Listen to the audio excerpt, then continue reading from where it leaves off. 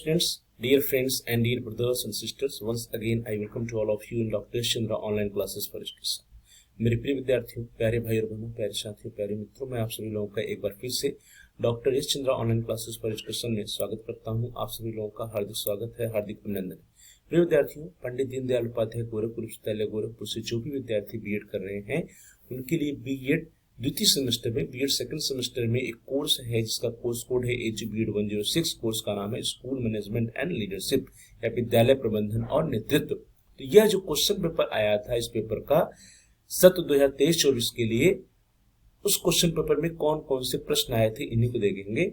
इस question paper का exam जो है इस पेपर का एग्जाम सत्र 2023-24 के सेकंड सेमेस्टर के लिए 13 जून 2024 को हुआ था। तो 13 जून 2024 को जो क्वेश्चन पेपर आया था उसी क्वेश्चन पेपर को हम देखेंगे कि कौन कौन से प्रश्न उसमें पूछे गए।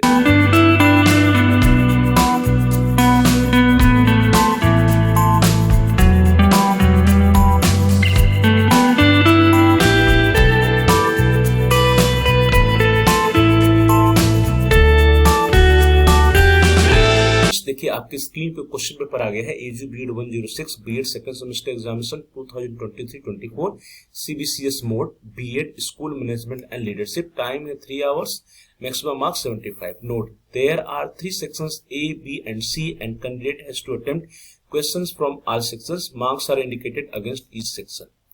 इस प्रश्न पत्र के कुल 3 खंड है, अ, ब और स। प्रत्येक अभ्यर्थी को प्रत्येक खंड से दिए गए प्रश्नों के उत्तर देने हैं। प्रत्येक खंड के सामने उनके अंक इंगित हैं। अर्थात कुछ 3 सेक्शन में 3 खंड में क्वेश्चन पेपर आया है और प्रत्येक खंड से जो है विद्यार्थियों को उत्तर देने हैं। पहला खंड जो है सेक्शन है या खंड है, answer all parts of this section, answer each about 150 words. इस खंड के सभी भागों का उत्तर दीजिए। प्रत्येक का उत्तर लगभग 150 शब्दों में दीजिए। इसके लिए जो मार्क्स निर्धारित है 3 मार्क्स है। 5 क्वेश्चन पेपर 5 प्रश्न इसमें आते हैं, तो 5 into 3 that is equal to 15। प्रत्येक प्रश्न 3 नंबर का 5 प्रश्न है, इन पांचों के उत्तर आपको देने होते हैं। पहला प्रश्न है question number 1A, mention the current problems of school management, विद्यालय प्रबंधन की वर्तमान समस्याओं का उल्लेख कीजिए। प्रश्न संख्या 1 का B है, what is the post car formula, by whom, post car formula क्या है, यह किसके द्वारा प्रस्तुत किया गया। C है, What suggestions did Kothari commission give for administrative reforms in university education? Kothari आयोग ने विश्वविद्यालय शिक्षा के प्रशासनिक सुधार हेतु क्या सुझाव दिए। D है, What are the administrative responsibilities of village education committee? ग्राम शिक्षा समिति की प्रशासनिक जिम्मेदारियां क्या हैं। और E है, What is the relevance of teacher parent association? इसको हम PTA कहते हैं, in school management. What is the relevance of teacher parent association in school management? विद्यालय प्रबंधन में शिक्षक अभिभावक संघ की क्या उपयोगिता होती है। अब नाउ सेक्शन बी, खंड भर, answer each questions, answer the selected questions into 400 words. प्रत्येक प्रश्न का उत्तर दीजिए। प्रत्येक का उत्तर 400 शब्दों में दीजिए। मींस जिन भी प्रश्नों का उत्तर देंगे आप, उसका जो है आंसर आपको 400 शब्दों में देना है। और प्रत्येक प्रश्न के लिए जो नंबर डिसाइडेड है वो है 5 नंबर। 5 नंबर का प्रत्येक प्रश्न है और 4 प्रश्नों के उत्तर आपको इस सेक्शन में देने होते हैं। अब यहाँ पे क्वेश्चन नंबर 2A है, what do you understand by cocurricular activities, what things should be kept in mind while organizing these. पाठ सहगामी क्रियाओं से आप क्या समझते हैं, इनका आयोजन करते समय किन बातों का ध्यान रखा जाना चाहिए। चाहे इसको करिए आप, और चाहे इसका जो ऑप्शनल है क्वेश्चन नंबर 2A का ऑप्शनल और या अथवा करके है B, तो आप B कर सकते हैं। A करिए या B करिए। B है, explain the importance of school records from the point of administration, विद्यालय प्रबंधन एवं प्रशासन के दृष्टिकोण से विद्यालय अभिलेखों का महत्व स्पष्ट कीजिए। Question number 3A, describe the purpose of formation and main functions of NCTE, NCTE के गठन के उद्देश्य तथा इसके प्रमुख कार्यों का वर्णन कीजिए। और या अथवा इसकी वजह आप दूसरा भी कर सकते हैं B। Question number B, what principles should be kept in mind while making a teacher and student centric time table, शिक्षक व छात्र केंद्रित समय सारणी का निर्माण करते समय किन सिद्धांतों का ध्यान रखा जाना चाहिए। क्वेश्चन नंबर 4A है, according to you how students can be made cooperative in the administrative work of the school, आपके अनुसार विद्यालय के प्रशासनिक कार्यों में विद्यार्थियों को किस प्रकार सहयोगी बनाया जा सकता है। और या अथवा इसका विकल्प है B, What do you understand by democratic educational management? Which principles are followed under this? प्रजातांत्रिक शैक्षिक प्रबंधन से आप क्या समझते हैं? इसके अंतर्गत किन सिद्धांतों का पालन किया जाता है?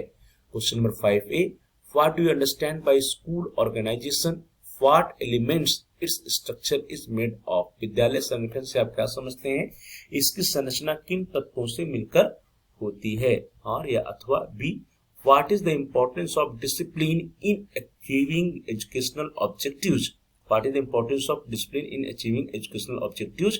As a teacher, what measures will you take to establish discipline in the classroom? शैक्षिक उद्देश्यों की प्राप्ति में अनुशासन का क्या महत्व है? एक शिक्षक के रूप में कक्षा अनुशासन स्थापित करने के लिए आप क्या उपाय करेंगे? तो ये था section B. Now section C, खंड स, answer any two questions, answer each in about 800 words। किन्हीं दो प्रश्नों को उत्तर देना है। प्रत्येक प्रश्न जो है 20 नंबर्स 20 अंक के हैं, 20 मार्क्स के हैं। 20 अंक का एक प्रश्न है। प्रत्येक प्रश्न के उत्तर आपको 800 शब्दों में देने हैं और किन्हीं दो प्रश्नों का उत्तर देने हैं खंड सी या सेक्शन सी से। किन्हीं दो प्रश्नों का उत्तर दीजिए, प्रत्येक का उत्तर लगभग 800 शब्दों में दीजिए। क्वेश्चन नंबर 6 है, पहला प्रश्न है question number 6, central and state educational administrative systems complements each other. Explain by given examples. Describe the functions of any one central educational institution. केंद्रीय एवं राज्य शैक्षिक प्रशासनिक तंत्र एक दूसरे के पूरक हैं। उदाहरण देते हुए स्पष्ट कीजिए। किसी एक केंद्रीय शैक्षिक संस्थान के कार्यों का वर्णन कीजिए। Question number 7, Describe the management and administrative responsibilities of the head of an educational institution. As a headmaster, what measures will you take to improve the academic environment of the school? किसी शैक्षिक संस्थान के प्रमुख की प्रबंधन एवं प्रशासनिक जिम्मेदारियों का वर्णन करें। एक प्रधानाध्यापक के रूप में आप विद्यालय के शैक्षिक माहौल को बेहतर बनाने के लिए क्या उपाय करेंगे? प्रश्न संख्या 8, question number 8, What do you understand by educational management and administration? Describe the role of educational administration and management in achieving the objectives of education. शैक्षिक प्रबंधन एवं प्रशासन से आप क्या समझते हैं?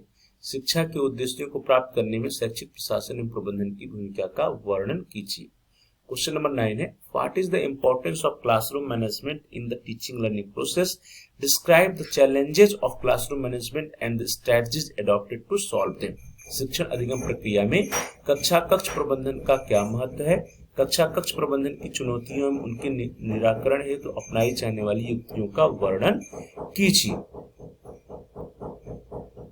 इस तरह से डियर स्टूडेंट्स, हमने देखा कि 13 जून 2024 को जो एजुबीड 106 स्कूल मैनेजमेंट एंड लीडरशिप या विद्यालय प्रबंधन और नेतृत्व का क्वेश्चन पेपर आया था, उस क्वेश्चन पेपर में कौन कौन से प्रश्न आए थे। ये सारे प्रश्न बहुत इंपॉर्टेंट है, इनकी तैयारी आप अच्छे से कर लीजिएगा, क्योंकि आने वाले एग्जाम में फिर से आपसे ये सारे प्रश्न पूछे जा सकते हैं। आप सभी लोगों का बहुत बहुत धन्यवाद। Please like, share and comment on the video. आप इस वीडियो को लाइक करिए, इस वीडियो को अधिक से अधिक शेयर कीजिए और साथ साथ आप इस वीडियो पे कमेंट्स भी कर सकते हैं।